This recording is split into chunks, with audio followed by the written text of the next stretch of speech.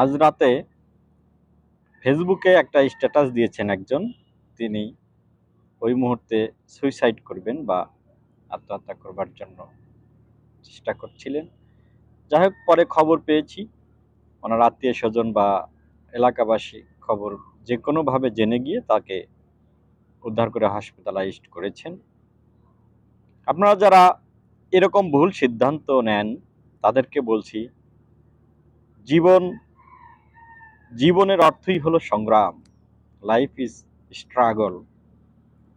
প্রতিটি মুহূর্ত ফ্যামিলি থেকে শুরু করে শিশু বেলা থেকে দেখুন, দুনিয়ায় যখন আমরা এসেছি ঠিক তখন থেকেই সংগ্রাম শুরু হয়েছে।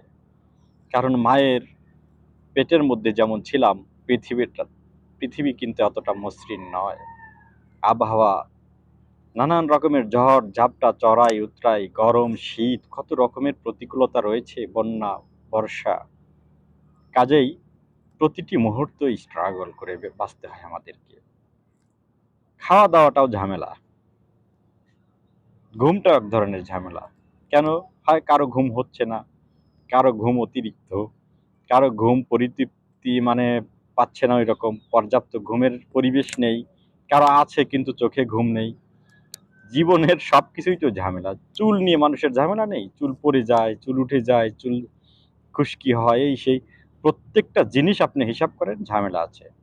তারপরেও জীবনকে সুন্দর করতে প্রত্যেকটা পরিস্থিতিকেই মেনে নিয়ে জীবন যেখানে যেমন ঠিক সেখানে তেমন করে সাজিয়ে গুছিয়ে হাসি খুশি এবং সামাজিকতা, আত্মীয় স্বজন সবকিছু রক্ষা করে বেঁচে থাকার নাম হলো জীবন।